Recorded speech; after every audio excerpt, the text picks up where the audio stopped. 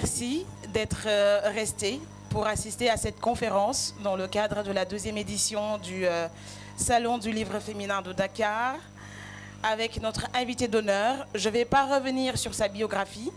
Elle aura l'occasion de revenir là-dessus pendant la discussion.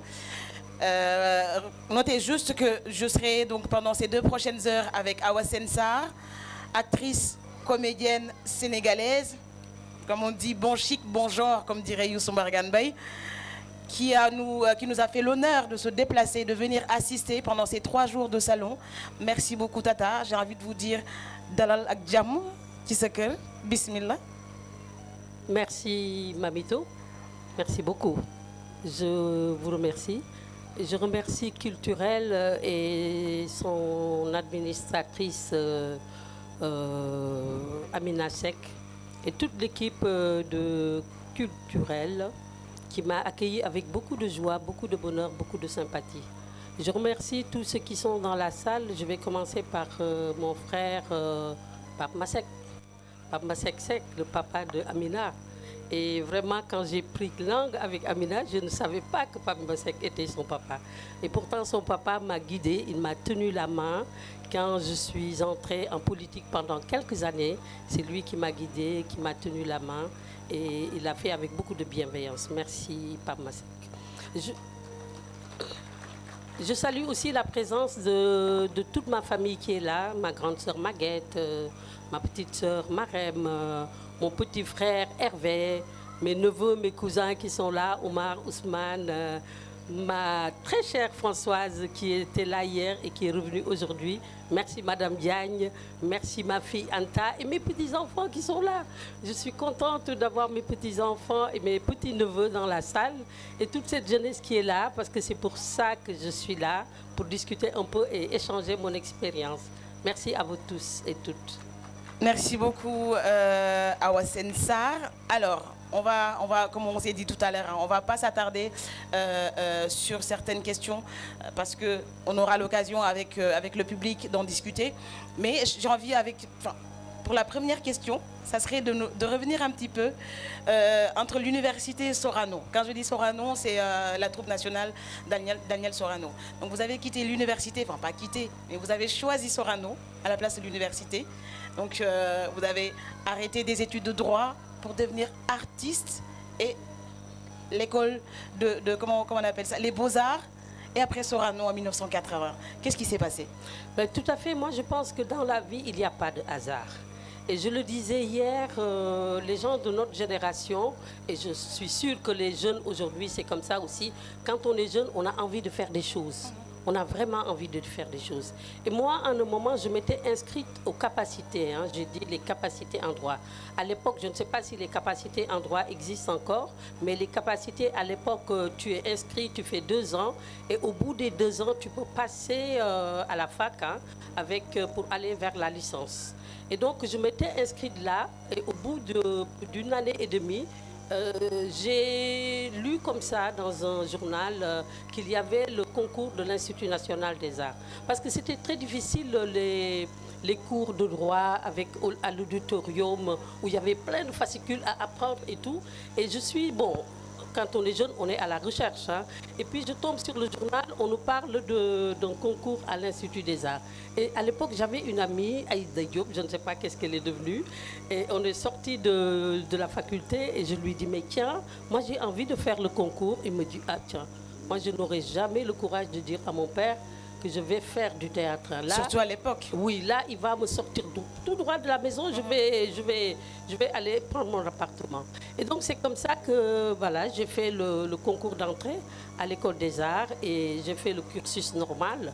Normal, pas normal, parce qu'en principe, on devait faire 3 ans, mais moi, je me suis mariée au bout de la 2e année, et au bout de la première année, au bout de la 3e année, j'étais enceinte de mon premier enfant.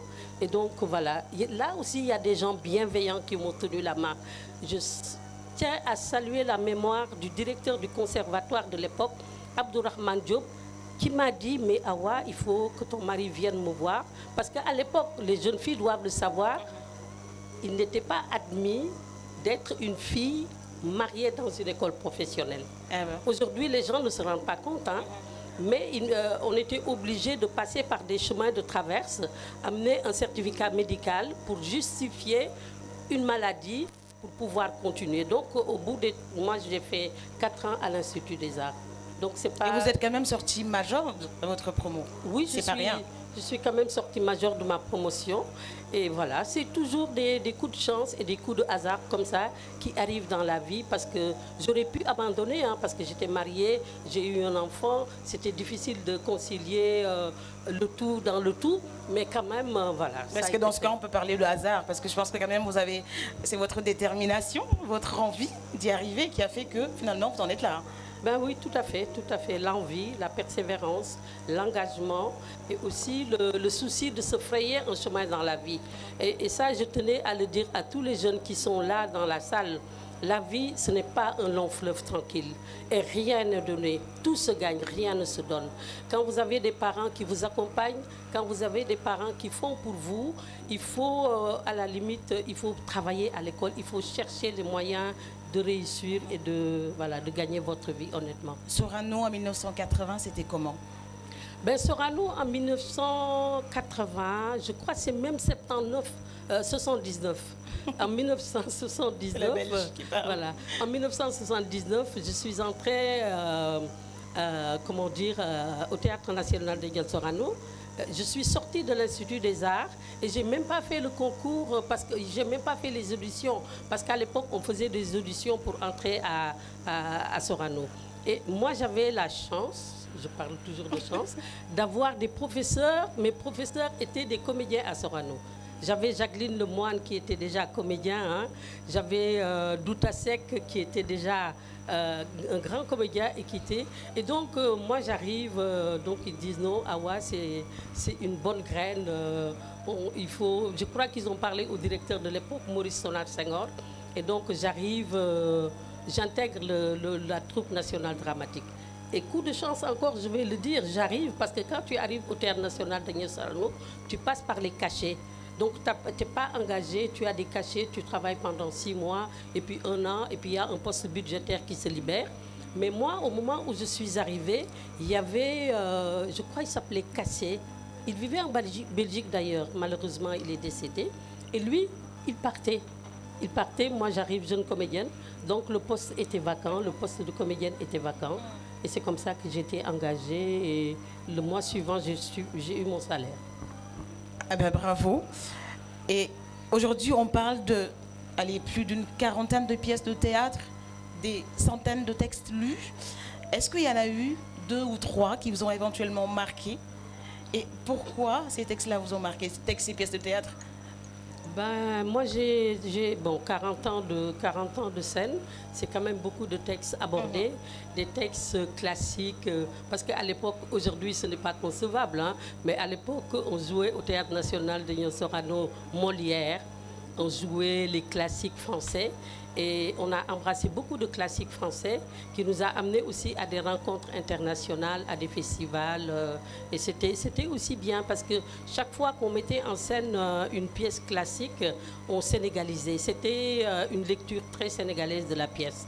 Et nous avons aussi joué des classiques, beaucoup de classiques sénégalais tels que la Dior, tels que le Sacre du Tchedo. Podmi, ça nous a beaucoup marqué, nous, en tout cas moi, ma génération. Voilà, Podmi, c'était une époque. C'était le début d'une époque. Parce qu'au théâtre, à un moment, on avait un dilemme. Il y a le public qui commençait à déserter Sorano. Parce que Sorano, on jouait beaucoup en français. Et donc, on se questionnait beaucoup. Et quand il y avait un problème, on se dit, il faut qu'on fasse une journée de réflexion pour voir pourquoi ça ne va pas. Et donc, c'est comme ça que Podmi est né. On a fait une journée de réflexion, on s'est demandé, mais pourquoi les gens commencent à déserter Sorano? Et moi, à l'époque, je me rappelle de ce que j'avais dit, parce que moi, quand j'allais à Pikine voir ma mère, je lui dis, mais maman, vous ne regardez jamais nos pièces à la télé, vous ne venez pas à Sorano. Il me dit, mais vous savez, vous ne parlez pas pour nous. Vous parlez dans une langue qu'on ne comprend pas, et donc ce théâtre, ce n'est pas pour nous. Nous, quand le Diamonoïté joue ou que le Daré Coach joue, on est là parce qu'on comprend la langue. Et ça m'avait touchée, parce que j'aurais aimé que ma mère voie ce que je fais. Et il y avait une autre anecdote que nous avait racontée un des comédiens. Il nous disait que un jour où on présentait la Dior, tu vois, c'était dans les années 82-83, les capitaux commençaient à changer de main parce que le secteur informel est arrivé au Sénégal au début des années 80 ou bien au milieu des années 80. Donc les capitaux qui étaient entre les mains des universitaires, des fonctionnaires, avaient commencé à changer de main et le secteur informel, les gens du secteur informel voulaient sortir, ils voulaient aller au spectacle. Et un soir de la Dior, il paraît qu'il y avait un monsieur bien habillé dans son boubou et tout. Et sa femme à côté lui disait, mais qui est la Dior? Est-ce que la Dior est là? Et la Dior, Omar Seck était en train de déclamer son texte. Et il dit, non, mais attends, si la Dior arrive, je vais te dire, mais fais doucement.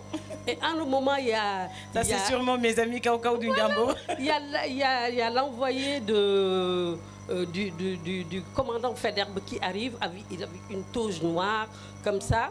Et il dit à sa femme, voilà, la Dior est là. Donc tout ça, ça avait alimenté notre réflexion en disant, tiens, je pense que ce serait bien aujourd'hui qu'on commence à jouer et en français et en Wolof. Parce que le français, c'est vrai, nous ouvre aussi, ouvrez Sorano à l'international. Quand tu veux avoir un pied à l'international, tu ne peux pas jouer dans une des langues nationales.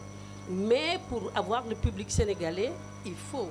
Et c'est comme ça qu'est né, on s'est dit, mais qu'est-ce qu'on va dire? Et dans le quotidien, c'était les départs volontaires, tu vois. C'était les départs volontaires. Et on a dit, ben, la thématique des départs volontaires pour parler aux Sénégalais.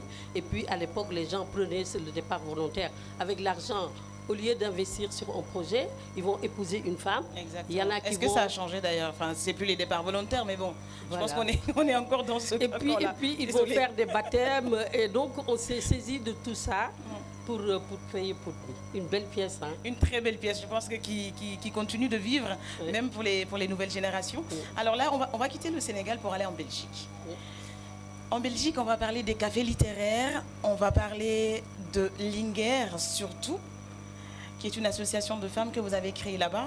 Est-ce que vous pouvez juste revenir un petit peu sur votre expérience de votre expérience belge, la sénégalo-belge, enfin si je peux vous appeler comme ça, juste en revenant sur ces cafés littéraires-là, le contenu des cafés littéraires et peut-être éventuellement, est-ce qu'on peut s'attendre à un café littéraire au Sénégal, à Dakar ou dans d'autres régions? Ben, merci de me poser cette question parce que hier, j'ai fait une émission avec Zoubida et elle me posait un peu la même question sur mon expérience belge et je répète un peu ce que je disais. Je disais que la Belgique, c'est un beau pays. Je suis bien en Belgique. Parce qu'on ne peut pas rester dans un pays où on ne se sent pas bien. On a beau râler, ça ne va pas, ça ne va nulle part. Moi, je pense que l'être humain doit trouver ses repères là où il s'installe et là où il vit. Et donc, j'ai trouvé mes repères, je me sens bien en Belgique et j'ai eu la chance, je le dis encore, quand je suis arrivée en Belgique, je n'ai pas changé de métier. Parce qu'il y a beaucoup de gens qui arrivent dans un pays et qui changent de métier. Et moi, quand je suis arrivée au théâtre, j'ai eu des propositions. J'ai joué dans presque beaucoup de théâtres belges, au théâtre Varia, au théâtre Marly, pour tous ceux qui connaissent vraiment des théâtres de qualité. J'ai fait des tournées dans des centres culturels en Wallonie. Vraiment, j'ai beaucoup travaillé en Belgique. Et concernant les cafés littéraires, ce qui a suscité l'idée de créer les cafés littéraires. Moi, j'ai vu que quand on voyage souvent, je dis que quand on voyage dans le temps, on voyage dans l'espace, mais on voyage aussi avec ses bagages identitaires. Mais ce que j'avais remarqué, c'est qu'il y avait aussi beaucoup trop de revendications à mon goût. Moi, je pense que nulle part, les gens ne te font de cadeaux. Dans la vie, tu essaies de créer ton chemin, tu ferais ton chemin et tu y arrives. Mais je ne suis pas de ceux et celles qui sont là en disant « Oui, on ne nous aime pas, on n'aime pas les Noirs, on déteste les Noirs ». Personne n'aime personne, personne n'est obligé d'aimer personne. Les gens tracent leur vie avec ce qu'ils ont. Et donc, j'avais remarqué que dans le circuit du théâtre, j'avais rencontré pas mal de femmes, sénégalaises, en Belgique, des avocates, il y avait des journalistes de qualité, il y avait des réalisatrices, il y avait plein de gens. Il y avait une fille extraordinaire qui animait une émission déjà en France à Antenne 2, à l'époque qui est devenue France 2. Donc tout ce beau monde vivait en Belgique. Et moi, je suis partie voir chacune d'elles en leur disant, mais tenez, je pense que le Sénégal a un potentiel ici, surtout au niveau des femmes. Il suffit juste qu'on se retrouve et qu'on n'ait pas peur de l'autre, parce que ça aussi, je l'ai remarqué. Et quand on immigre, quand on va ailleurs, j'ai comme l'impression qu'on a, ici, on n'a pas peur des... Personne n'a peur de personne. On se côtoie, on échange, mais de l'autre côté, les gens ont peu peur. Il y a une sorte de... La peur de l'autre. Oui, une sorte de repli identitaire qui dit « Ah, man, douma setiki, ah, man, bougouma fréquenter ». Je dis, mais il faut qu'on se retrouve autour de l'essentiel, montrer que notre pays a quelque chose de magnifique, que notre pays a quelque chose de beau. Et à travers la culture, la littérature, le théâtre, le cinéma, on peut montrer une image très positive de ce Sénégal qui existe aussi. Et donc, je les ai convaincus et donc, voilà, on a suivi cette aventure et c'est comme ça que nous avons créé Linguère. Et quand on a créé Linguère, des femmes africaines, parce qu'au départ, on pensait sénégalaises, mais après, des femmes africaines se sont jointes à nous, des femmes belges. Il y a Françoise qui est là. Françoise est membre de Linguère et de Dakar. Elle vit maintenant à Dakar. Elle a fait le sens inverse. Elle vit maintenant à Dakar. Et les visuels de nos cafés littéraires, elle les crée d'ici. Elle nous les envoie. On discute, on cause. Donc pour dire que le monde est un monde ouvert. Et donc c'est comme ça qu'est né les cafés littéraires. Nous avons reçu énormément de Sénégalaises.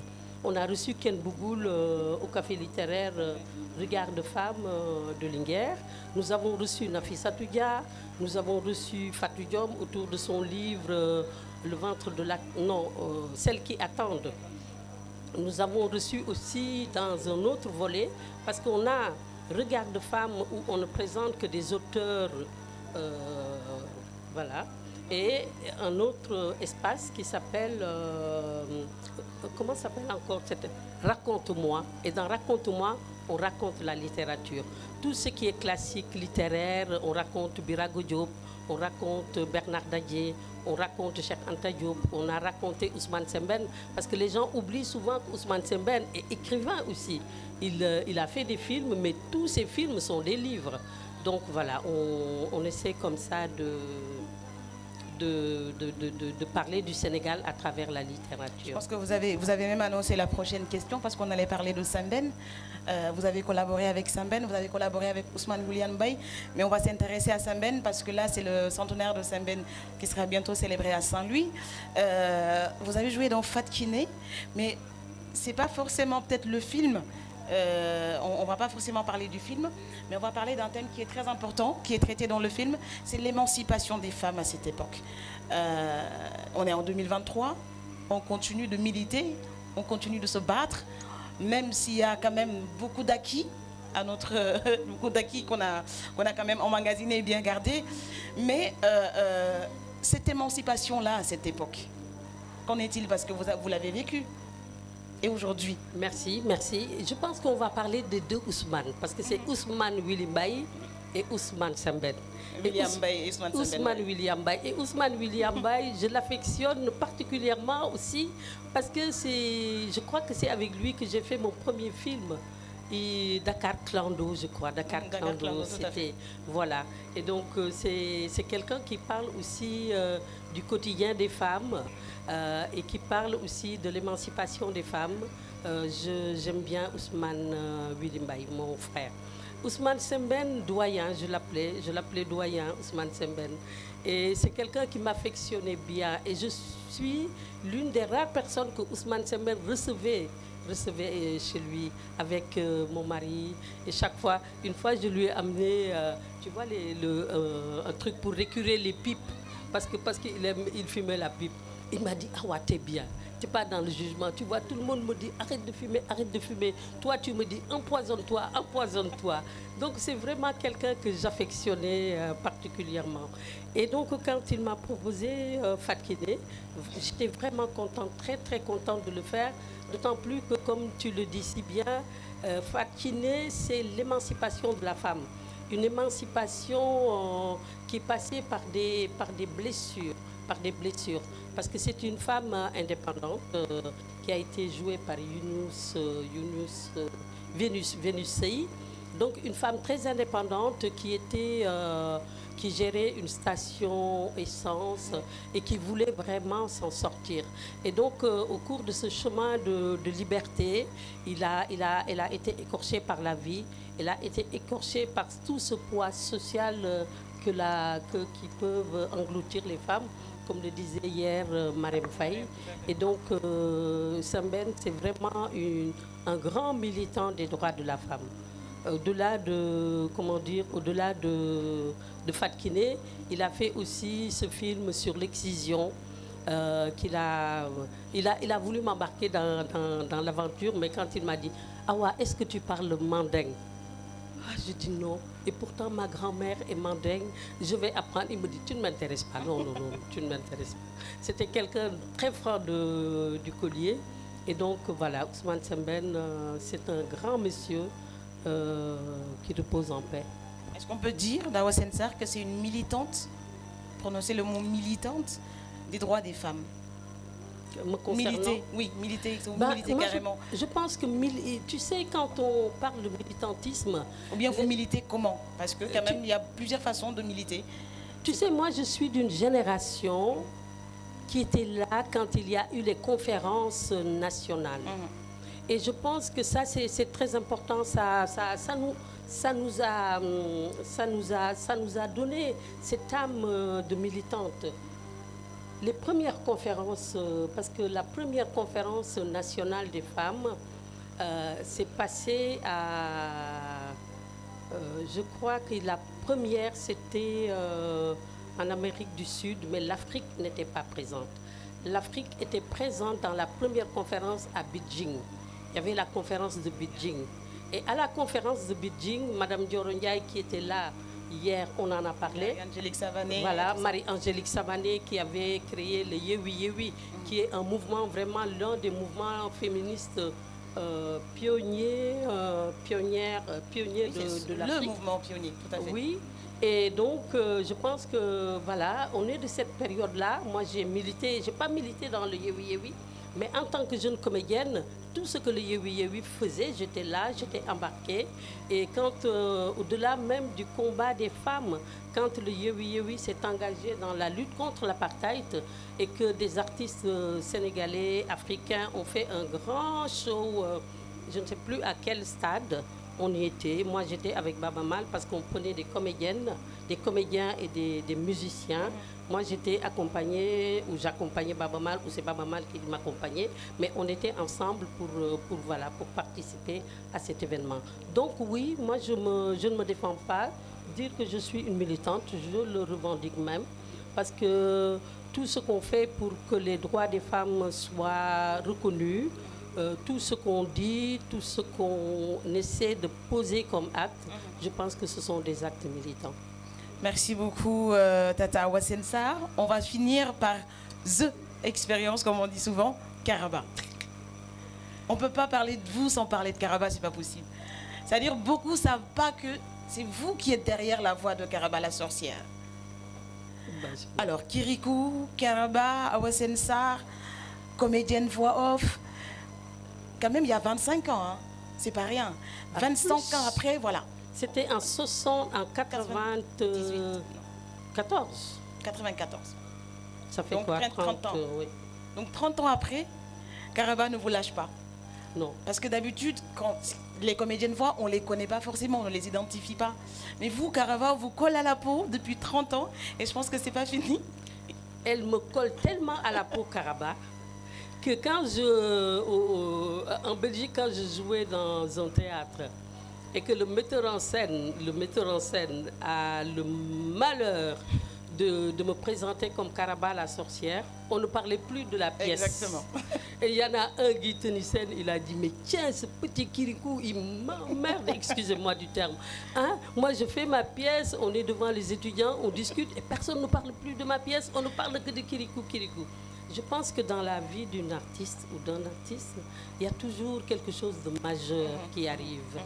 Et sans que l'artiste ne s'en rende compte.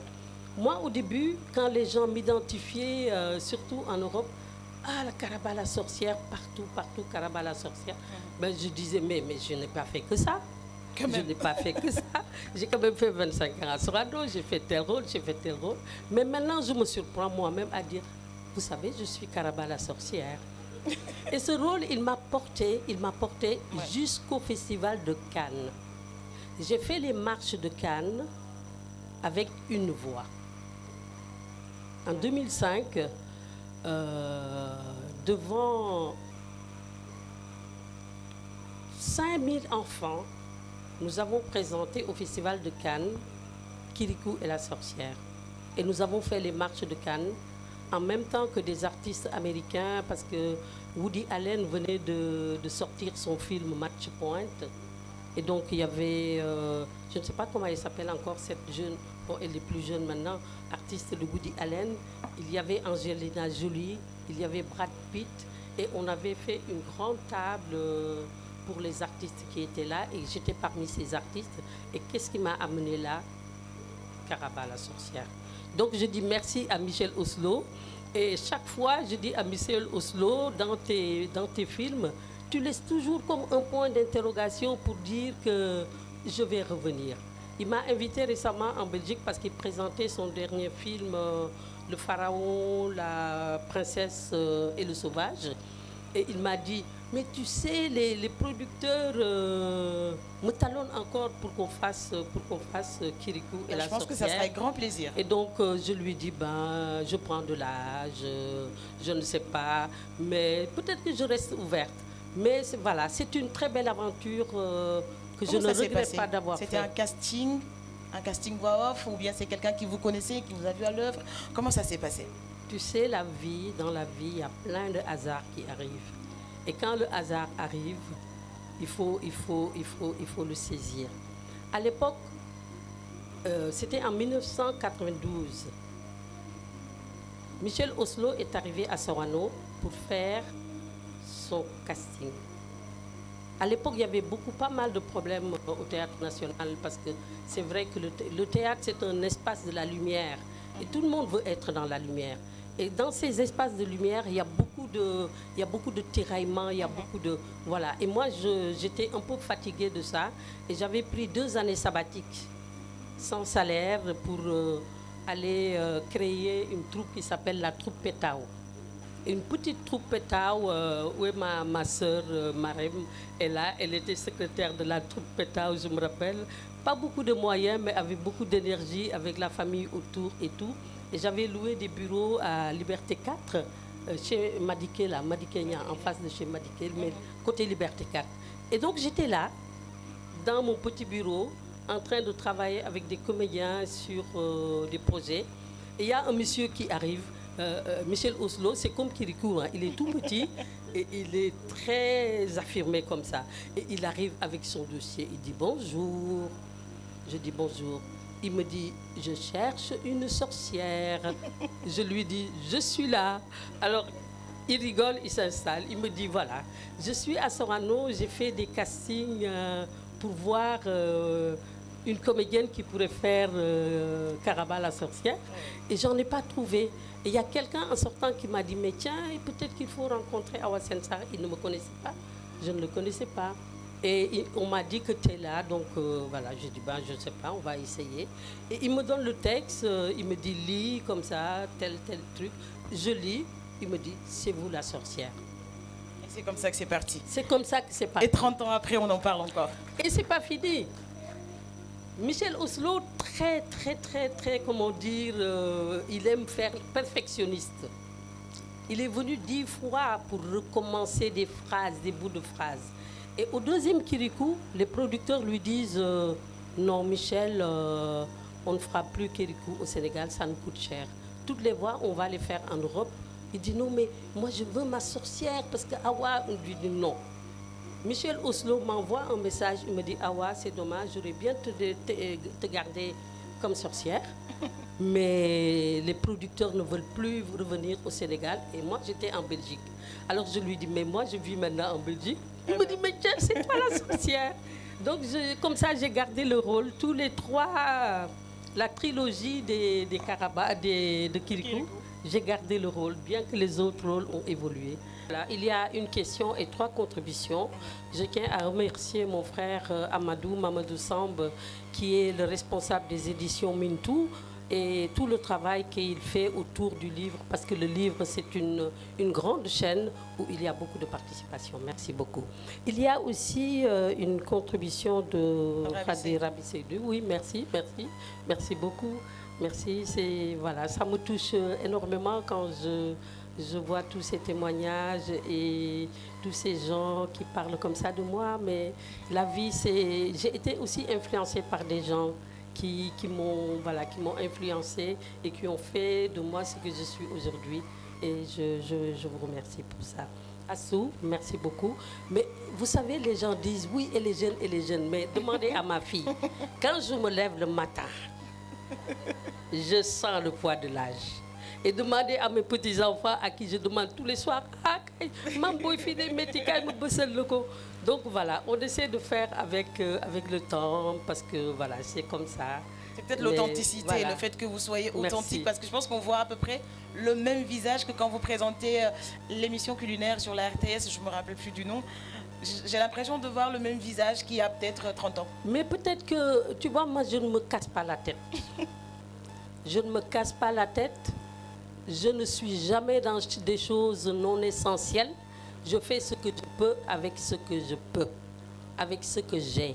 Je me contente, comme je dis toujours à des amis, je peux vivre dans un château comme sur une natte par terre. Je prends la vie comme ça vient, je ne me casse pas la tête. Donc peut-être que ça aussi, il y a une sorte d'âme d'enfance comme ça, peut-être qui fait du bien et qui fait qu'on reste jeune. Merci. Pour répondre à la question de... C'est comment le nom? Comment? De Ludovic. Ludovic. Oui, la question de Ludovic, elle est intéressante. Pourquoi ça n'a pas été traduit dans des langues africaines? Il y a eu des tentatives. Parce que traduire un film comme ça, c'est aussi, ça demande beaucoup de moyens, ça demande des producteurs qui sont intéressés, ça demande une communauté, toute une communauté qui communique dans cette langue et qu'il y ait peut-être un projet qui émerge de cette communauté-là. Mais il y a eu des tentatives. Moi, il y a eu un Mauritanien qui m'avait envoyé un, Kirikou, en langue maure ou en alpulaar, je crois. Et il m'avait dit, oui, mais nous, on l'a fait avec les petits moyens que nous avons. Mais on ne sait pas si Michel Oslo ne va pas s'offusquer qu'on détourne son travail. Je leur ai dit, tel que je connais Michel, je crois qu'il sera heureux, mais je vais le lui dire. Et quand je le lui ai dit, il m'a dit, mais à la bonne heure, c'est bien qu'il y ait cette traduction-là. Et il y avait aussi un Congolais, je crois, qui avait commencé à travailler une traduction. J'avais commencé à voir les résultats de son travail. Voilà, je vois mon frère Willy Mbaye qui arrive. Je salue la présence de mon réalisateur Ousmane William Mbaye qui arrive. Merci Ousmane d'être là. Voilà. Donc, il y a eu des tentatives de traduction. Et c'est bien, moi, je pense que je serai partante pour ça, parce que je suis vraiment très partante pour les traductions. J'ai traduit un Tintin, c'est le secret de la licorne, Kumpak Wangalangui. Nous l'avons traduit en Wolof et le livre existe. On est venu le présenter ici à Dakar lors d'un festival de la bande dessinée. Et donc, voilà, j'en avais donné à mes petits-enfants qui lisaient l'histoire avec beaucoup de joie en Wolof et qui comprenaient. Donc, je pense que ce serait bien. Peut-être que je devrais dire à Michel, bah oui, il faut le traduire, mais voilà. Et trouver des gens aussi qui sont dans l'aventure. Merci. Merci beaucoup. Je pense que le micro est en train de circuler. C'est bon, voilà. Pouvez-vous lever? Non, c'était pas ça. Bonsoir. Bon, j'ai le micro, je vais en profiter. En fait, je l'avais juste pris pour rebondir sur ce que ma voisine disait, lorsqu'elle disait qu'à votre âge, vous étiez belle. Et je voulais rajouter rayonnante, également resplendissante, surtout. Donc c'est vraiment une beauté qui vient de l'intérieur. Puisque j'ai le micro, j'en profite également peut-être pour vous poser une question. Du haut de votre expérience, notamment dans le milieu culturel, artistique, quels conseils donneriez-vous aujourd'hui aux jeunes filles, aux jeunes femmes, aux jeunes femmes également? Merci. On va vous laisser y répondre rapidement. Je vais y répondre, mais j'ai été un peu déstabilisée parce que tout à l'heure, je vois arriver le ministre Abdou Fall, mon frère Abdou Fall, qui a été ministre de la Culture. Je salue la présence de Abdou et qui avait commencé ce qu'on est en train de faire aujourd'hui ici. Merci de la présence. Et je l'ai confondu avec William Mbaye. Je m'en excuse. Donc, la question, vous pouvez revenir sur la question, j'étais un peu distraite. C'était par rapport aux questions que vous donneriez à cette nouvelle génération d'artistes, voilà, de comédiennes, de cinéastes.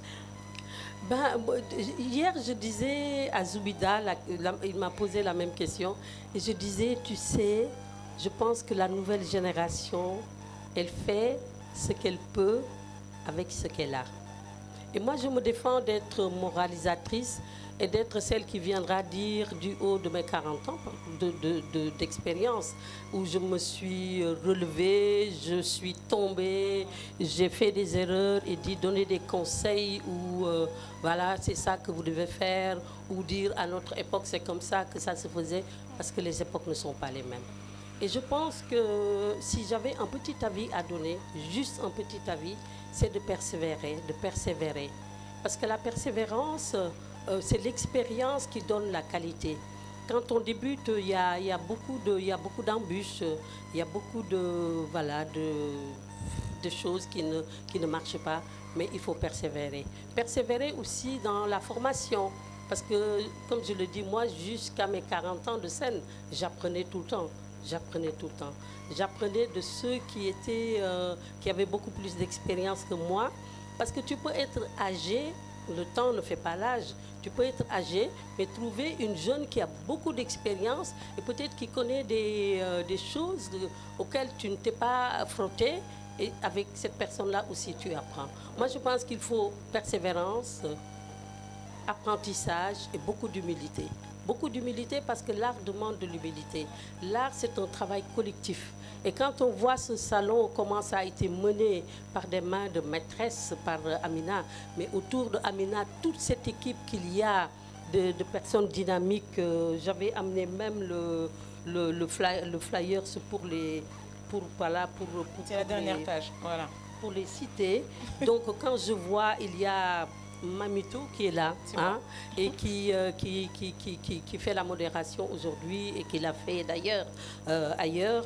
Il y a Madia Ndiaye, il y a Eva Rassoul qui s'occupe de la communication. Et moi, dès qu'un journaliste vient vers moi, je dis non. Ici, je n'ai aucun pouvoir.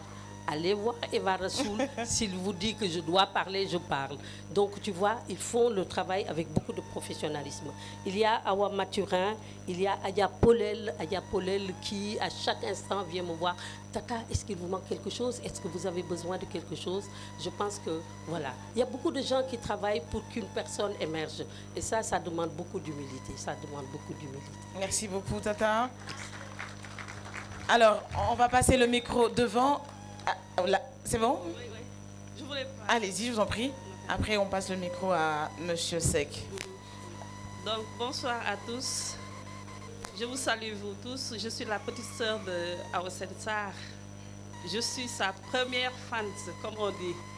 Bon, je voulais dire que Awa, c'est une fierté familiale. Awa, c'est une fierté nationale et internationale. Donc, Awa, dundal. Ce dundu amna njëriñ sen. Merci beaucoup. Merci beaucoup. Bonjour, je vais prendre le micro pour 1 minute. Donc moi, je suis un de ses fils. Je suis là avec ma mère et mon grand frère et ma petite fille aussi. Maintenant, moi, je vais poser une question comme le public. La question que je vais poser, c'est malgré votre rapprochement avec Ousmane Sembène. Tout à l'heure, j'ai suivi comment dirais-je, la présentation que vous avez faite sur la relation que vous avez avec Ousmane Sembène. Maintenant, la question qui me taraude à l'esprit, c'est pourquoi vous n'avez pas joué dans son film Guelwaar, qui est un film qui a beaucoup marqué le public sénégalais. Merci.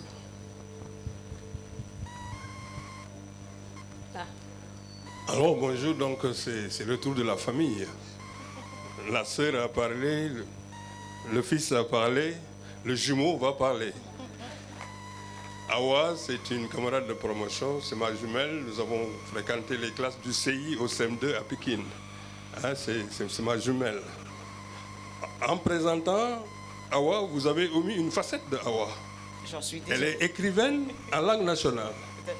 Et là, M. Ludovic, il a bien raison.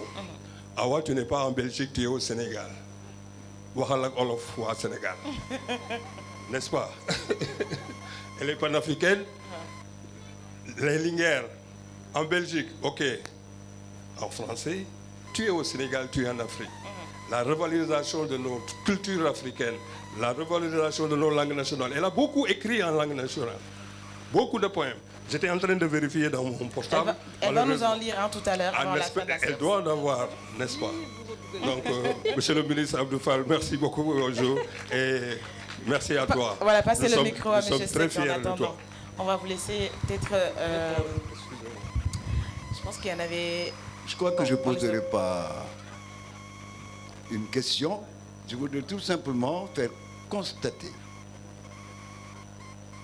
une question dont Awa est la réponse. La persévérance. Vous avez parlé, tu as parlé de chance, de hasard qu'il faut saisir. Mais il y a dans la première présentation, dans tes premières déclarations, une phrase qui est sublime. Il faut avancer dans la vie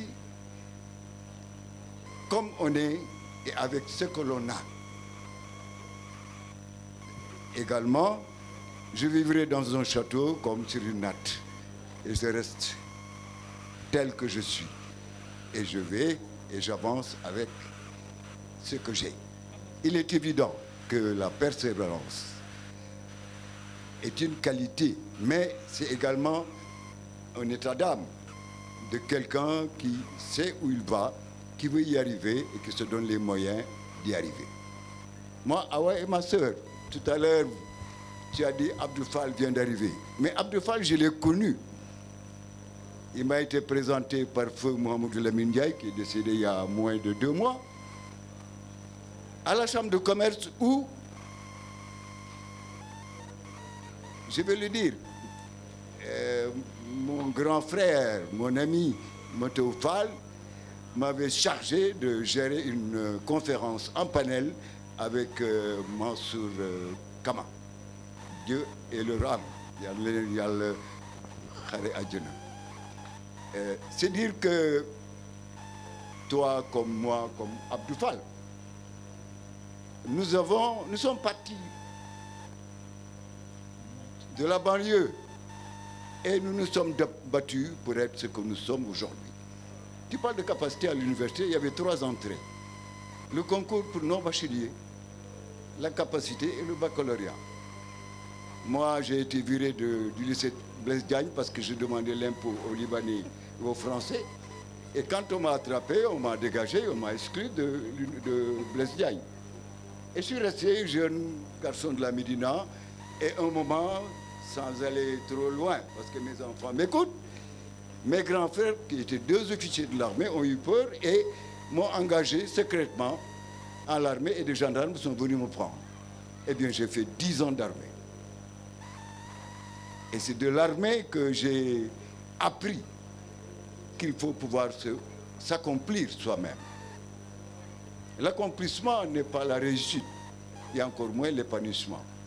L'accomplissement, c'est quelqu'un qui a décidé de faire quelque chose, qui y est arrivé et qui le conserve pour soi. Et en donnant ce conseil à la jeune génération, je voulais dire que tu es déjà un modèle. Moi, tu es ma petite sœur, tu es mon ami, et ça remonte à très loin. toi, tu es la réponse à la question qui est posée. Qu'est-ce que la jeune génération doit faire? Eh bien, être soi-même et avancer avec ce que l'on a. Je vous remercie. Merci beaucoup, Monsieur Seck. Alors, je vais vous laisser répondre, peut-être le temps de laisser circuler le micro. D'accord. Juste rassurer votre jumeau qu'elle va nous lire un petit poème avant la fin de la séance. Ah, un poème en quoi? On en a parlé tout à l'heure, Tata Yo. Oui, mais un poème en français, lui, il parle de Wolof. Français ou le Wolof? Voilà. Allez, yallah pour le Wolof, pour tout à l'heure. Donc, je remercie les intervenants, commencer ma petite sœur Marème, qui est notre cadette, qui est la cadette des scènes. Et c'est vraiment ma fille. Parce que Marème, je l'ai eue à 6 mois. Ma mère l'a eue tard. Et donc, elle avait presque l'âge de mes enfants. Et j'ai dit à ma mère, tiens, Marème, c'est ma fille. Et elle a grandi avec ma fille Anta quand j'ai rejoint mon domicile conjugal.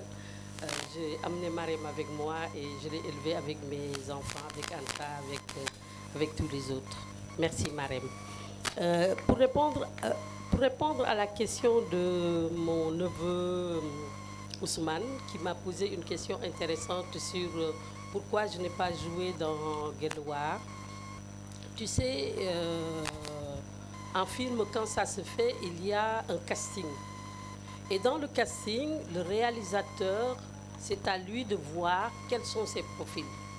Et moi, dans mon trajectoire artistique et cinématographique, je ne me suis jamais ruée vers des réalisateurs pour dire c'est moi, ou prenez-moi, prenez-moi.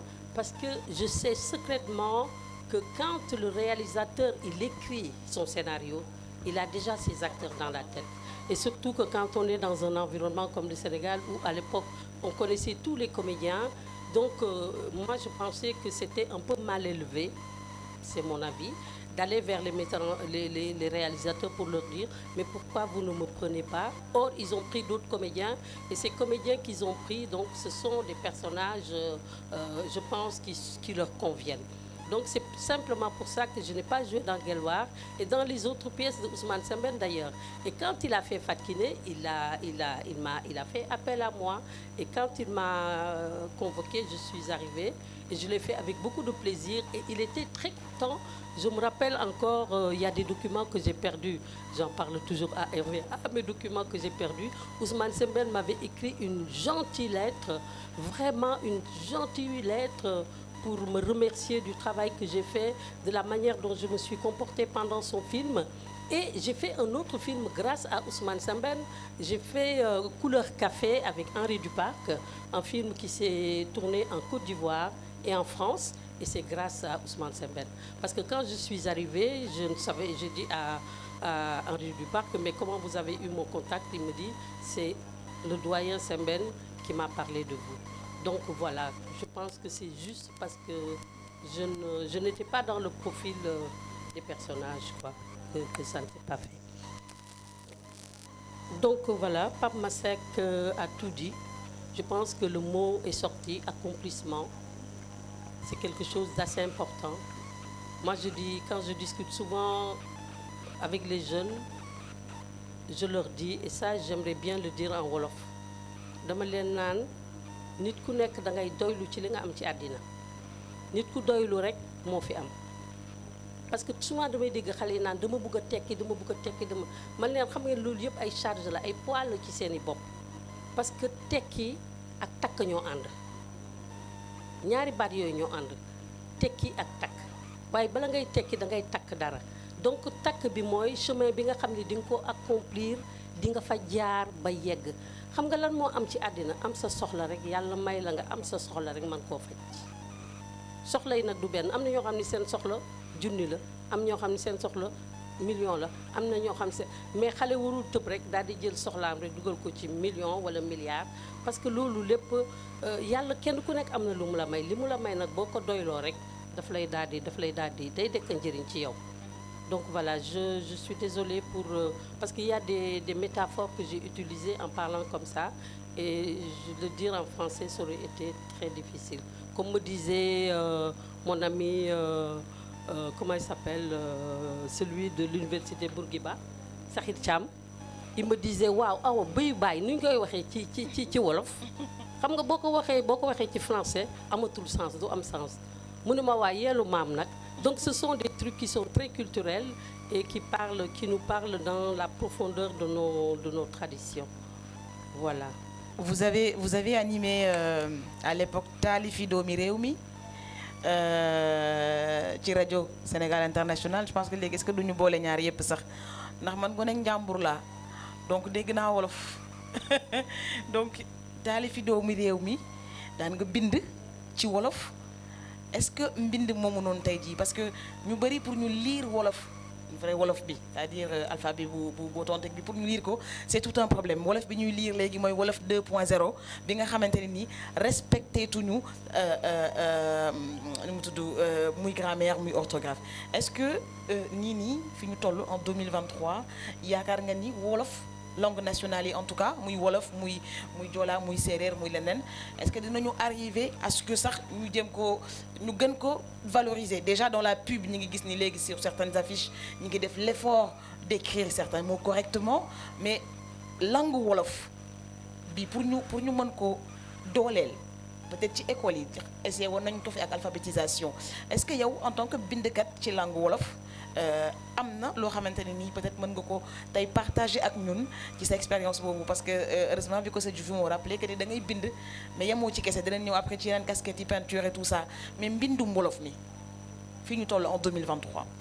D'accord, pour parler des langues nationales moi je suis aussi une militante des langues nationales ndax sëñ Moussa Ka dafa ne woon bépp làkk rafet na buy jën ju ci nit mbaax gi tey tàggat nit ci jom ji je pense que wax boobu dafa nekk wax bu leer dafa wax ne rek làkk boo gis rek amul benn làkk bu féete sa morom kaw làkk yi li ci am solo mooy li ñuy wax li ñuy yëkkati ak li seen mbóotu làkk gi donc les langues nationales man daf ma yàgg questionné te mën naa ni Sorano ga ma nekkoon benn laa woon ci comédienne yi nga xam ne ñu nekkoon foofu di bind wolof di ko lire benn laa fa woon te loolu tam ni mu amee curiosité parce que gis nga nit ki foo nekk il faut être curieux parce que c'est bien beau de dire il faut qu'on parle nos langues mais nos langues sont parlées mais rares sont ceux qui écrivent et ceux qui lisent les langues. Même dans la diaspora, quand on a traduit Tintin, on cherchait une équipe pour traduire. Les Sénégalais parlent le Wolof, ils n'écrivent pas le Wolof, ils ne lisent pas le Wolof. Et donc l'ONG avec laquelle j'ai travaillé, on a cherché, on n'en a pas trouvé en Belgique en tout cas. am na benn waay Serigne Diouf Sénégal la ñu mujj liggéey ak moom donc loolu moom itamit daf ma tàggataloon parce que le doyen l'a dit mon grand frère il l'a dit tout à l'heure ne mook Abdou Fall ci banlieue bi ñun ñëpp ci banlieue bi lañ jóge moo tax maa ngi saluer aussi la présence de mes neveux et de mes nièces et de mon frère et de toute ma famille qui vient de Pikine. Moi je suis une fille de Pikine. Zubida doon na ma ko laaj dem ni ma waaye yow nan nga def ba ma ne nit ki fi nga yemale say rêve rek foofu lay yem. Donc nga dëkk Pikine nga dëkk Guédiawaye nga dëkk Parcelles Assainies que tu habites dans les contrées les plus xaw ma nu mu demee say rêve yëkkati ko ca kaw topp ko rek te bul gàllankoor kenn nag. Bul yàqal kenn bul tooñ kenn mais toppal say rêve bu yàggee di nga fa yegg. bi nga xamee ni man nekk naa Sorano ñuy fekk man boobu sax mënoon naa déjà mën naa bind parce que dama doon bind ay taalif boobu man dama doon bind ay taalif mais bi ma koy bind dama ko doon bind ci alphabet wu français bi et puis j'avais un beau-frère et aujourd'hui c'est l'un des plus grands linguistes africains et international qui a écrit un dictionnaire de 10 000 mots en wolof sama jëkkëru rakk la woon mu ni ma mais awa li ngay bind c'est extraordinaire que tu l'écrives mais tu ne l'écris pas bien parce que Aujourd'hui au Sénégal comment dire les linguistes am nañu alphabet boo xam ne taxawal nañ ko c'est reconnu dans le monde. Japonais yi ñu ngi koy jàngale au Japon parce que moom du doon indi ay japonais kon da nga ko war a bind ci ni ñu ko war a bindee ma ne ko mais man mënuma ko mu ni ma danaa la jàngal ma ne ko je suis ouverte mu jox ma document yëpp may jàng ndànk ba man lu ma bëgg bind ci wolof dama koy bind ba mu leer nañ lu ma bëgg lire ci wolof dama koy lire ba mu leer nañ c'est comme ça nag que j'ai pensé aussi à l'époque parce que moi j'adore la poésie à mon ami Mamadou Samb. La poésie de Amadou Lamine Sall, qui est une poésie pure, la poésie de Senghor.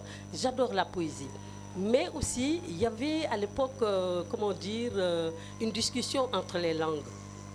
Et il y en a beaucoup qui le savent, hein, entre Senghor et Cheikh Ali Ndao. Alors quand Senghor a dit femme noire, femme nue, vêtue de ta couleur qui est vide, de ta forme qui est beauté, j'ai grandi à ton ombre. Je chante ta beauté qui passe, forme que je fixe dans l'éternel, avant que le destin jaloux ne te réduise en cendres pour nourrir les racines de la vie. Et Senghor disait que la langue française, elle est tellement belle qu'on ne peut pas dire la poésie autrement que dans cette langue-là.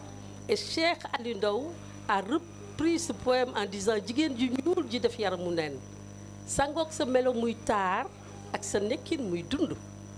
Ci sa kerkeraan la màgge say loxo di yiir say gët. » À la fin du poème, quand Senghor dit « Je chante ta beauté qui passe », mu ni damay woy sa taar bi nam ma ci muy lu fi sax balaa dogal bi du jaas ñëw ne ko cas ngir suuxate ko reenu bakkan. Donc c'est pour dire que une langue, toutes les langues sont belles. Toutes les langues sont belles et ça dépend de ce qu'elle charrie. Et man noonu laa taxaweloon ma ni waaw mais comme kay ay poème wolof ak yooyu naa seet ba xam ndax am na ay écrivains am na ay bindkat yoo xam ne dañuy bind en wolof comme ça je vais proposer à la RTS parce qu'à l'époque il y avait la RTS hein, comme radio et télévision et je leur propose une émission en langue nationale, de la poésie en langue nationale. Est-ce que ça va marcher? Bon, si ça ne marche pas, il n'y a pas de problème. Et je salue la mémoire de Mame Less Camara, vraiment. Mame Less Camara était à l'époque le directeur de la division culturelle. C'est Mame Less qui m'a accueilli dans son bureau. Je lui ai parlé de mon projet. Je lui ai dit, je l'ai écrit, je peux te déposer le projet. Il me dit, ah ouais, le projet m'intéresse, amène-le-moi. Je l'ai amené et il l'a accepté. Donc vraiment, je salue la mémoire de ce grand journaliste qui était un frère, qui était un ami et qui est parti, qui repose en paix. Donc c'est comme ça que j'ai commencé à animer le Talifu Doomu Rewmi. Et j'étais dépassée parce qu'il y avait tellement, je me suis rendu compte qu'il y avait tellement de gens qui écrivaient dans les langues nationales. Et je faisais aussi mon combat féministe. Parce que tu vois, je me rappelle, c'est une anecdote que je vais vous raconter. Il y a un monsieur qui est arrivé un jour avec oui, xam nga jigéen ñi seen xel yi dafa sëgg ni seen ween yi sëggee amuñu xel dañ leen di baal machin truc machin man daal ma ni ko mais cette femme là dont tu parles c'est qui? Mu ni ma je ne sais pas mais il y en a des. ma ni ko man nag cette femme dont tu parles là je ne la vois nulle part dans mes quartiers, je ne la vois nulle part voilà, je ne sais pas. Mais excuse-moi de te poser la question. Est-ce que tu penses que est-ce que tu penses que ta maman, elle peut être comme ça? Ma mère n'est pas comme ça, jamais. Ah, d'accord. Ben, il n'y a pas de problème. Donc pendant le briefing, nous avons mais awa, ma question big balaj ni, ma dobo ko laaj bu ñu toogee ci micro bi, ma di ah. Poème bi de bu fekkee ne da nga koy wax si tu dis ce poème là je suis obligée de te poser cette question mais c'est pas méchant, c'est juste pour te poser la question, est-ce que toutes les femmes sont comme ça? Alors le bonhomme m'a dit non, je retire le poème. Donc pour dire que c'était aussi un combat féministe parce que voilà, nous Sénégalais on a un attachement par rapport à nos mères hein. On ne touche pas à nos mères mais aussi nos mères voilà, le même attachement doit être pour nos filles, pour les épouses, voilà. Donc c'était un peu pour ça que j'ai créé cette émission qui m'a donné beaucoup de joie parce que la meilleure joie que j'ai eue, c'est quand on a fait des régions de Thiès. On a fait plusieurs villages de la région de Thiès avec Tostan, dans le cadre de la sensibilisation, avec l'UNICEF. Parce qu'à l'époque, les femmes n'avaient pas de terre. Les femmes travaillaient dans les champs le matin, le champ du mari, et le soir au champ des frères, mais elles n'avaient pas de terre. Et donc, je pense que l'État sénégalais, avec certaines ONG, voulait réorienter les choses pour que les femmes aient leur terre. Et discuter un peu avec eux. Donc, j'ai fait des régions de Thiès avec cette émission-là. Donc, je prenais des poèmes qui parlaient de la revalorisation des femmes. Et c'était quelque chose d'assez intéressant. Merci beaucoup, Tata Awasensar. Si on n'a pas d'autres interventions, il y a une jeune fille derrière qui aimerait prendre le micro. La petite fille de Tata Awa, je pense que le micro, il est quelque part. Ah, c'est bon. Bonsoir. Bonsoir. Je me présente. Je m'appelle Dengo Nefaï, la petite fille d'Awasensar.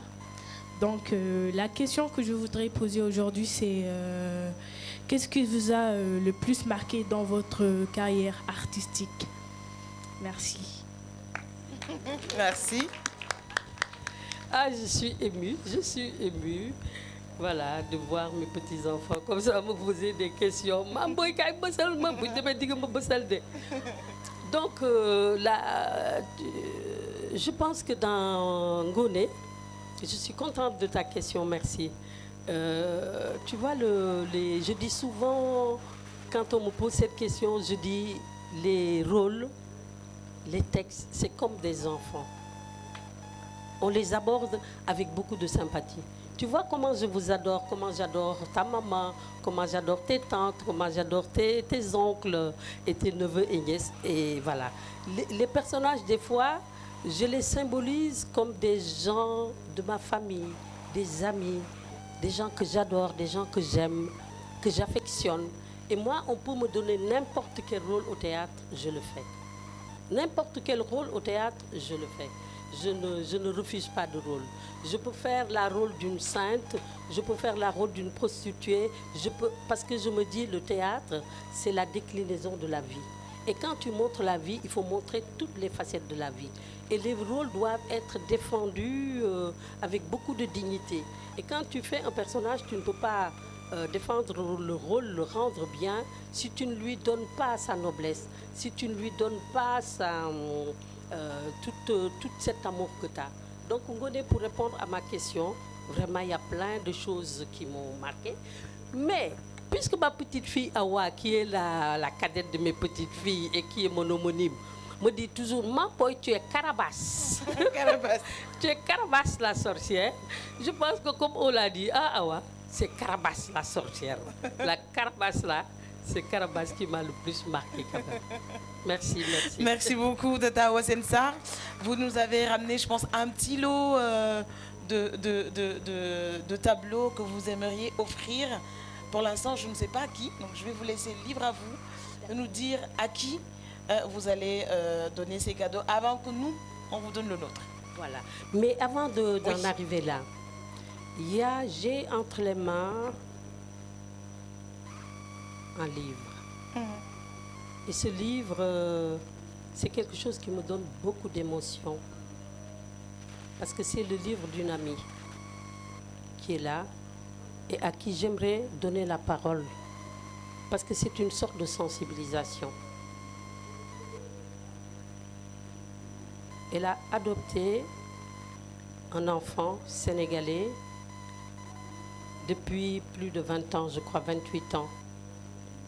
30. Un jeune Sénégalais. Et je ne sais pas si vous connaissez un peu la confrontation avec l'adoption. À un moment, ils ont envie de retrouver la famille biologique. L'enfant a envie de retrouver la famille biologique. Et sa mère adoptive a envie de retrouver la famille biologique. Et elle a écrit ce livre pour ça. Et je suis sûre qu'elle n'est pas très à l'aise même que j'en parle, mais elle cherche depuis si longtemps que quand je suis arrivée, elle m'a montré ce livre, je lui ai dit, on va en parler. Elle s'appelle Françoise, elle est là. Et elle cherche des appuis.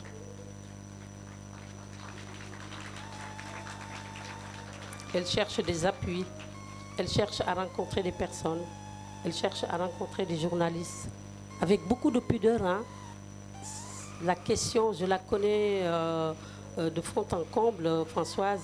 Ce n'est pas pour se montrer ou pour quoi que ce soit.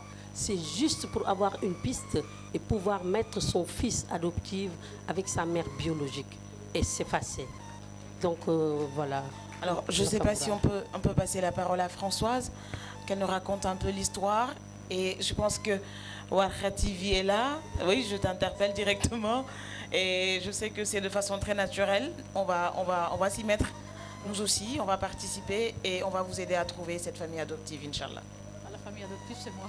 Ah pardon, la famille biologique. Non, parce qu'elle en a parlé avec tellement d'émotions que... Donc, en fait, il y a 31 ans, j'ai adopté un enfant qui avait environ 5 mois et demi.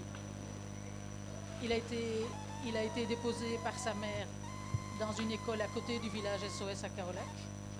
Il était soigné, il était en bonne santé. Je pense qu'elle a fait pour lui tout ce qu'elle pouvait. Elle n'a pas pu plus. Je ne sais pas pourquoi elle l'a abandonné. Je n'ai aucune information sur son identité.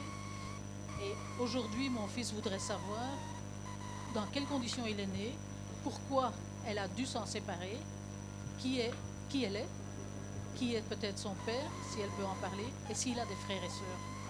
Donc, il a aujourd'hui 31 ans. Je l'ai éduqué. Bon, il n'a pas de doute sur le lien de parenté qui nous unit, mais il reste quand même une énorme question, c'est qui est sa mère, pourquoi. Moi, ça fait 31 ans que j'y pense, donc je savais qu'un jour ça se présenterait, il faudrait trouver des réponses. Il a le droit de savoir, parce qu'à l'époque, il avait quelques mois quand moi je l'ai adopté. Cet enfant a été abandonné, des adultes s'en sont occupés, chacun a fait ce qu'il pouvait en pensant que c'était le mieux pour lui, mais finalement, la seule personne qui a dû vivre tout ça, c'est lui. Et lui, aujourd'hui, il a besoin de savoir. Il n'est pas question de rendre sa mère coupable de quoi que ce soit. C'est une femme qui a vraisemblablement été forcée, contrainte de se livrer à cet abandon. Elle ne pouvait pas faire autrement. Il ne faut pas oublier qu'il y avait un père aussi. Je ne sais pas quel est son rôle dans cette histoire. Moi, sous aucun prétexte, je ne veux qu'elle soit stigmatisée. Je veux lui garantir, je ne sais pas ce qu'elle est devenue, je ne connais même pas son identité, je veux lui garantir un anonymat complet, lui garantir qu'elle n'aura pas de problème de quelque sorte que ce soit. Il n'est pas question que la police, la justice ou quoi que ce soit intervienne. C'était il y a 30 ans, 31 ans, tout ça, je veux dire, aujourd'hui je pense que ce qu'elle ne pouvait pas faire quand elle avait 20 ans, elle était peut-être très jeune, d'après ce que j'ai compris, elle était très jeune. Aujourd'hui, elle a 30 ans de plus. On ne peut plus lui imposer ce qu'on lui imposait quand elle avait 20 ans. Donc si aujourd'hui, elle a envie de retrouver cet enfant, moi, mon plus grand souhait, ce serait que mon fils puisse être en contact avec elle, qu'il puisse avoir les réponses, qu'il puisse terminer sa construction de jeune adulte. Parce que, bon, ici, on ne peut pas poser la question à quelqu'un qui tu es sans que la personne te dise qui est ton père, qui est ta mère. Tu viens d'où? En 5 minutes, les gens savent dans quel tiroir il faut le situer. Lui, il n'a pas ça. Moi, ce que je souhaite, c'est qu'il puisse renouer ce lien. Il n'y aura peut-être pas de lien à long terme. Ils ne se sont pas connus, ils n'ont pas vécu ensemble. Mais néanmoins, je pense que c'est son fils, elle doit y penser tous les jours. Parce qu'il était bien soigné. Elle a dû l'aimer beaucoup jusqu'à accepter de s'en séparer. Et je voudrais simplement que ces deux-là puissent se retrouver. Voilà. Merci beaucoup. Donc je cherche la diffusion la plus large possible. Le livre est disponible papier, mais j'en ai pas beaucoup d'exemplaires. Mais il est disponible en PDF. Donc alors, le PDF, j'ai fait une adresse internet, une adresse mail. Je l'envoie à qui il souhaite. Et voilà. Et plus il est diffusé, mieux. C'est la seule chance que j'ai que quelqu'un soit un jour en contact avec elle. Je pense qu'on va s'y mettre dès maintenant. On va vous aider, on va vous accompagner. On a ce qu'il faut, si j'ose dire. On va vous offrir cette visibilité, vous accompagner et espérer que le bon Dieu mette la lumière dessus. Donc l'équipe de l'Alia Production de Waka TV est là. On pourra vous faire une interview juste après, qu'on pourra diffuser largement. Et puis avec le réseau des féministes du Sénégal, essayer de voir ce qu'on peut faire, partager au maximum. Et je pense qu'avec le cœur qu'on y met là, et je sais pas, je dis peut-être n'importe quoi, j'ai bizarrement un espoir qui me vient de je ne sais pas d'où, mais on va tous y mettre. On va tous y mettre et le bon Dieu nous aidera, Inch'Allah. Merci beaucoup, Tata, de nous avoir donné l'occasion encore de nous engager, parce que là, c'est un engagement qu'on s'est... Enfin, je ne sais pas trop quoi dire, mais oui, c'est ça, en fait. Merci de nous avoir impliqués et on espère avoir satisfaction très bientôt, Inch'Allah, avec l'aide de Dieu. Donc, on va passer au tableau. Non, avant, il y a... Non, il n'y a rien. Bon. Parce que nous, Doyel, en fait, on peut rester ici à discuter jusqu'à 23h. Voilà, voilà, ce sont des moments d'émotion. Oui, tout à fait. Ce sont des moments d'émotion, mais c'est comme ça, la vie. Françoise, c'est une femme généreuse, c'est une femme de cœur. Et je suis sûre qu'avec le soutien tout à fait. On va s'y mettre. De tout le monde, ça va aller. Ça va aller. Donc, je vais déclamer un petit poème pour détendre un peu l'atmosphère. Ouais. Mais un poème en français. Hein. Sur la liberté, parce qu'on est ici dans un espace de liberté. Ah ça oui. On est dans un espace de liberté et la liberté, elle est fondamentale.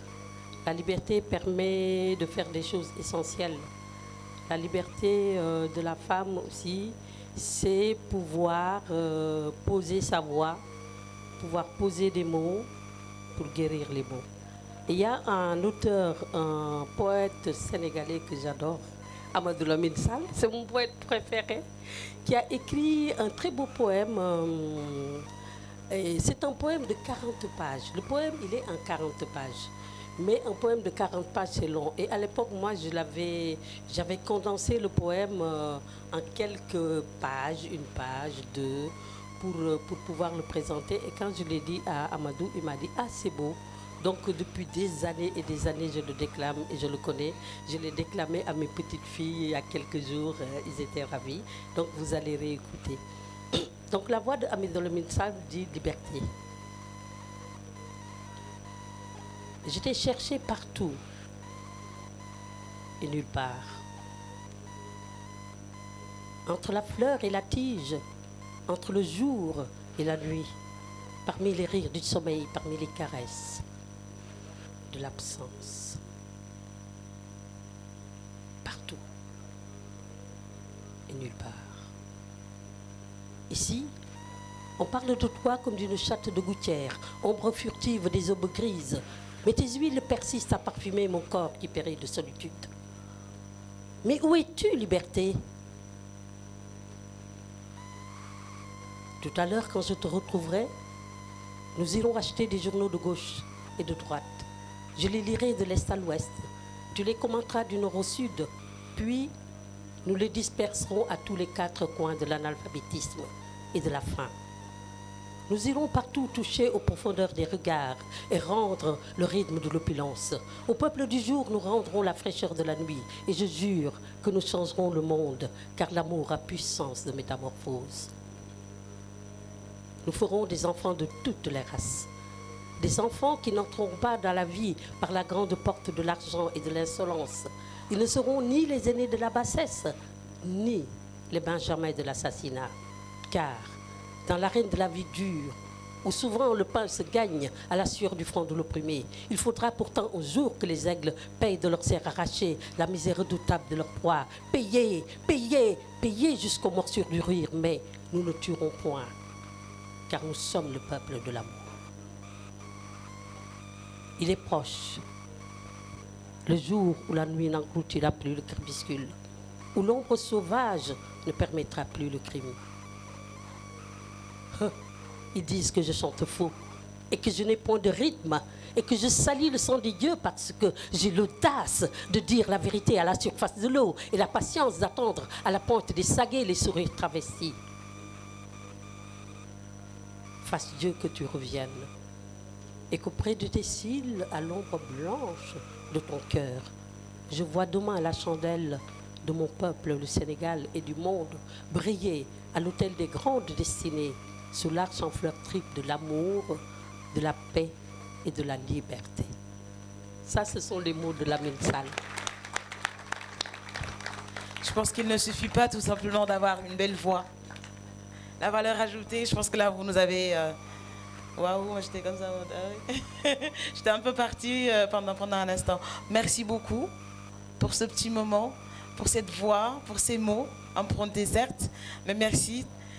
Alors, pour ce qui est des cadeaux. J'ai arrêté le théâtre, oui. J'ai arrêté le théâtre, j'ai arrêté le cinéma. 40 ans de scène, je pense que c'est beaucoup. Voilà, j'ai envie de profiter de ma famille, de profiter de mes petits-enfants, de profiter de ma vie et de faire des choses beaucoup plus légères. Parce que le théâtre, ça demande beaucoup d'émotions, ça demande beaucoup de travail. Et quand au mois de novembre 2023, je vais fêter mes 70 ans. Inch'Allah. Et j'en profite pour remercier ma famille, Omar. Je te remercie parce qu'ils m'ont fait un cadeau extraordinaire. Ce voyage, vraiment culturel, c'est quelque chose de fantastique, ce voyage. Ma famille, mon neveu Omar, qui est le fils de ma grande sœur, a organisé une fête il y a quelques jours pour moi. Et les scènes, c'est une très grande famille. Et ils sont tous venus et ils l'ont caché. Moi, je n'étais pas au courant. Donc, c'est une surprise. Et ils m'ont fait une belle fête en me disant que tes 70 ans, tu ne serais pas là. Mais on anticipe et on te fête ça. Merci Omar et merci toute la famille. Merci beaucoup. Merci beaucoup. Merci beaucoup. Oui, papy.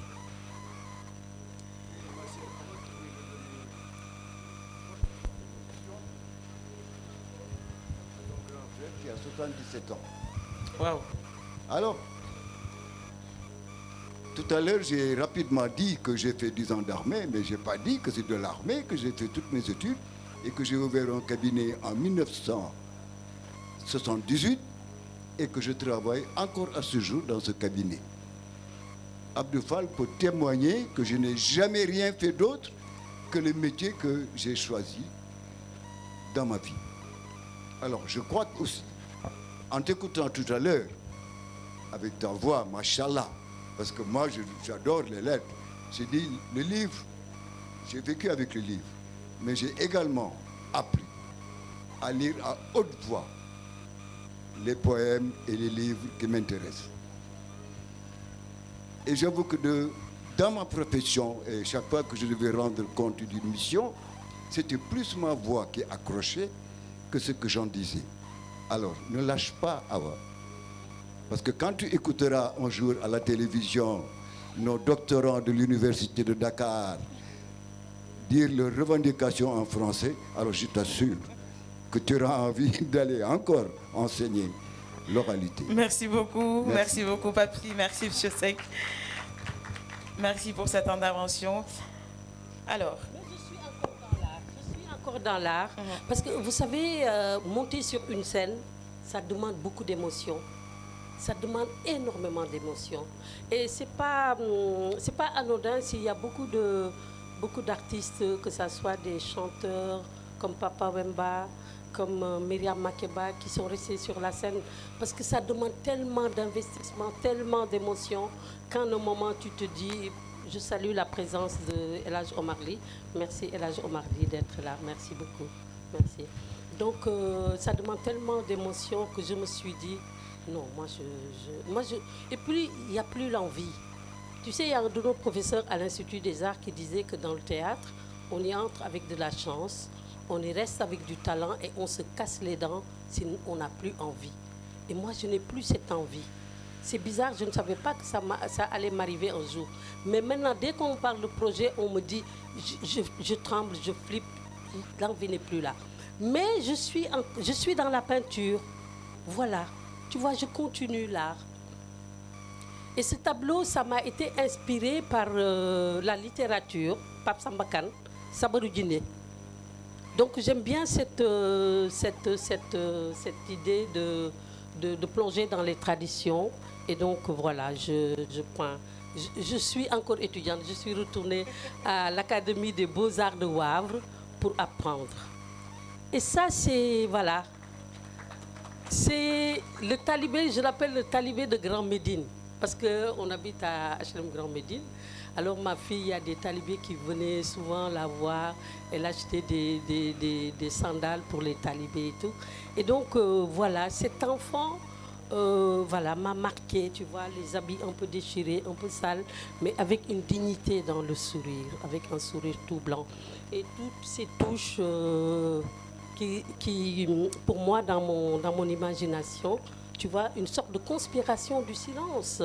Nous tous, on est là, on voit, on sait que ça doit arrêter, ça, mais on ne fait rien. Comme s'il y avait une sorte de conspiration du silence qui entourait ces enfants. Voilà. Et ça, c'est une histoire que je vais vous raconter. Parce que c'est... Je ne sais pas si ça vous dit quelque chose. Ça vous dit quoi? La jeune fille à la perle de Vermeer. La jeune fille à la perle, Vermeer, c'est un grand peintre hollandais, un très grand peintre. Et moi, quand je fais mes projets à l'atelier, j'écris. Alors je dis, je vais faire la jeune fille à la perle de Vermeer. Mon professeur me dit, Awa, tu t'attaques à un gros morceau. Je dis, oui, oui, je vais le faire. Mais comme on dit, tu sais, quand on voyage avec aussi des bagages identitaires. Mais ça te rattrape. Moi, je voulais faire du Vermeer. Et quand il est venu, il m'a dit, mais c'est beau, c'est quoi? Je lui ai dit, je voulais aller en Hollande et j'ai atterri à Dakar. Donc voilà, donc c'est une femme avec un grand boubou. Donc dans mon imaginaire, c'est les grands boubous, c'est les foulards, c'est les... Et ça, c'est voilà, c'est quelque chose de plus symboliste. Pour moi, j'ai travaillé à l'acrylique, parce que là, je travaille à l'acrylique. Mais ça, j'ai fait un mélange d'acrylique et de pastel. Et donc, voilà, pour moi, ce sont des territoires comme espace, territoires comme le corps des femmes, territoires comme les voyages. Et voilà, donc je fais mon chemin dans la peinture. Et peut-être que mon prochain voyage à Dakar, ce sera une exposition, qui sait? On vous le souhaite. Hein? Qui sait? On vous le souhaite. Qui sait? Et donc, j'ai fait 2 tableaux. Quand je suis arrivée, il y a ma petite fille, mon petit-fils qui m'a dit, ah, il y a des trucs qui se font, c'est beau, ces tableaux. Alors, je dis, je vais en offrir à Amina et à Culturel. Et elle a choisi la jeune fille à la perle. Donc, je vais demander à ma fille Anta, parce que je disais que c'est ma grande sœur qui va l'offrir, mais ma grande sœur, c'est une femme calme, c'est une femme sage. Quand on était jeune, il paraît que les gens lui demandaient, mais toi, tu es la grande sœur de Awa Sensar. Awa Sensar et toi, qu'est-ce que vous avez en commun? C'est ma grande sœur, c'est moi qui viens après elle. Donc, je vais demander... Je vais appeler Amina Sek. Amina Sek va nous rejoindre pour ce petit cadeau des mains de Awa Sensar et de Anta. C'est votre fille, n'est-ce pas? Elles sont de la même génération. Amina, voilà, Amina est là. Dañuy sargal suñu yaay mënuñu ko fay, donc dañ koy sargal jox ko loo xamante ne nii fii ba àdduna di tukki da koy gis. Mi ngi nii Amina Seck moo ko nar a jox équipe bi bu fekkee Adja ñoom Eva Awa ñëw leen pour la photo de famille. On va en profiter tout à l'heure ñu tàggoo, que tout le monde soit là. Eva, elle est en train d'arriver.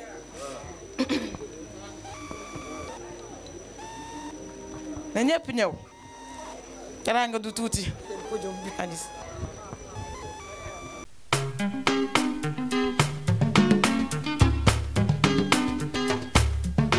Walu walu.